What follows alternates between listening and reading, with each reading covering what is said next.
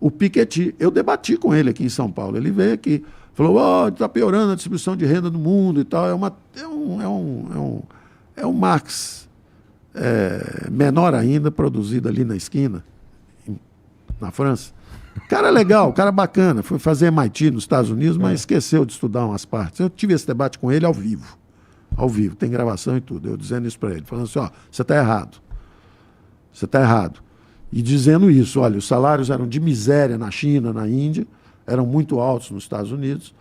E aí, cadê o Plymouth? Cadê o Cadillac? Cadê o Chrysler? Sua geração nem conhece isso. A indústria automobilística mundial era totalmente dominada pelos americanos. Acabou. Agora é Toyota, é Honda, é Datsun, veio tudo de Coreia, China, chegando Japão. Os chineses aí elétricos. Então, o que acontece? Houve essa fuga da miséria, quando eles entraram no capitalismo, ou seja, em vez do capitalismo explorar os chineses, foi o contrário. O capitalismo enriqueceu os chineses, está enriquecendo os indianos, enriquecendo os indonésios, todo mundo fugiu da miséria. Aí, do lado de cá, a turma está sentindo esse impacto. E aí começa a maior barulheira aqui. O capitalismo está destruindo a gente, a coisa está muito ruim aqui. Aí o Trump nos Estados Unidos, aí dá o Brexit lá na Inglaterra, os caras saem do mercado comum, da moeda da zona do euro. Quer dizer, as pessoas não estão entendendo o que está acontecendo por falta de conhecimento. Falta de conhecimento. O capitalismo causou a maior redução de miséria da história da humanidade. Essa globalização. Essa redução de miséria, ela tem... Vamos lá. Porque assim, reduzir a miséria, maneiraço. Acho importante. É o que a humanidade devia estar pensando. Reduzir a miséria. Mas aí a gente reduz a miséria e o bilionário fica mais bilionário e aí fica mais desigual? Igual? Isso é que eu falei, que o Piketty. Essa era a evidência que ele apresentava no país. Quer dizer, se você estiver dentro dos Estados Unidos, se você estiver dentro da França, você viu o seguinte, os juros foram para zero durante esse período em que o trabalho chinês acabou significando no mundo inteiro a inflação não subiu, porque tinha o que a gente chama de, na verdade, essa globalização do mercado de trabalho.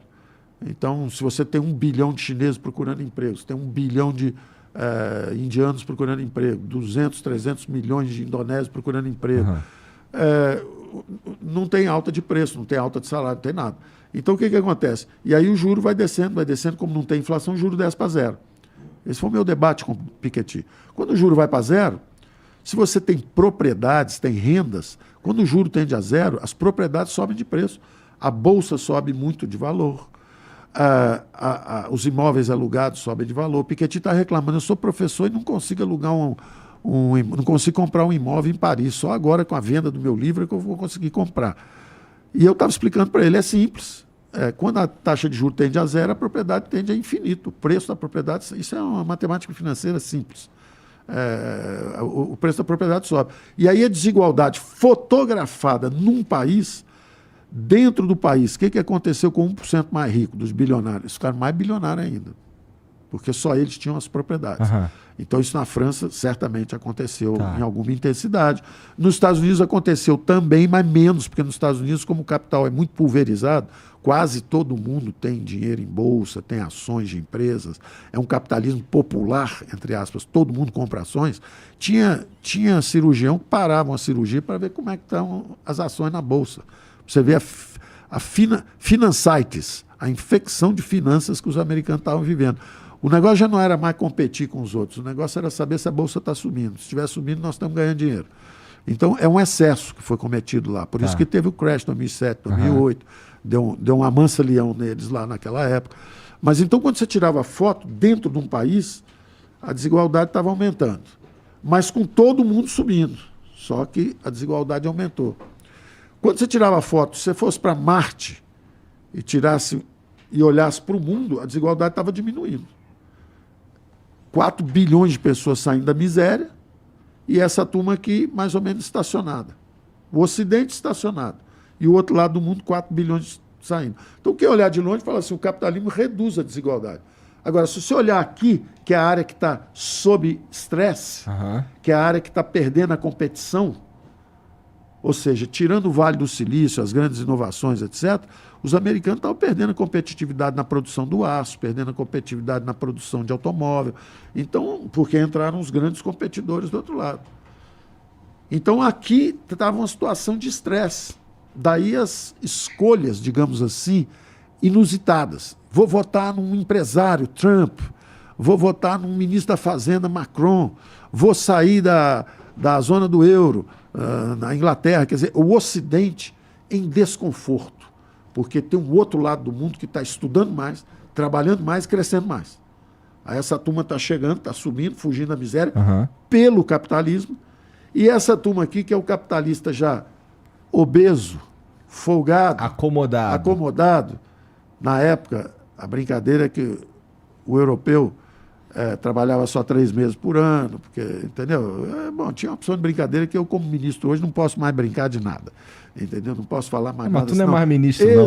Mas fala assim, ex-ministro diz que... Ah, é verdade. Entendeu? Então eu não posso mais brincar, acabou o humor. O país está sem humor. Ainda bem que existem os digitais aqui para deixar a gente ainda se divertindo um pouco. Mas então, o que acontece?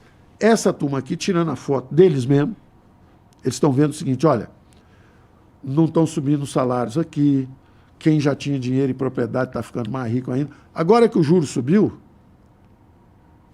algumas riquezas estão esfarinhando rapidamente. Quem tinha propriedade estava muito bem, agora já está sentindo o golpe. Tinha gente que criava uma criptomoeda e em 1 ano e pouquinho já estava rico. Uma coisa é criar criptomoeda com juro zero, outra coisa é com juro de 4%, 5%, como está acontecendo nos Estados Unidos. Está acusando o golpe. A mesma coisa, várias linhas de atividade estão sofrendo impacto agora, porque agora os juros estão subindo e dizendo, olha, acabou aquele período de inflação zero. E eu chamava atenção para eles. Eu dizia, o Brasil está à frente de vocês. Nós já percebemos que está acontecendo um troço global. Vocês estão preocupados com o Brasil, que o Brasil vai cair muito?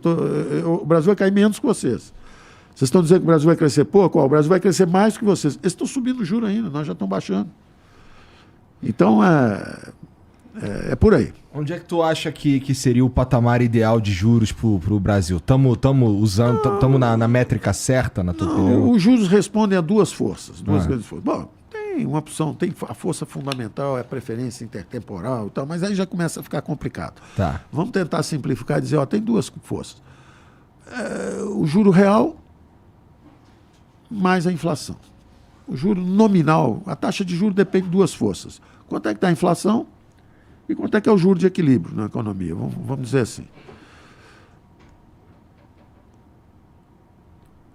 O componente de inflação desceu, ele veio de 10% para agora 5%. A previsão para esse ano é 5%. Então,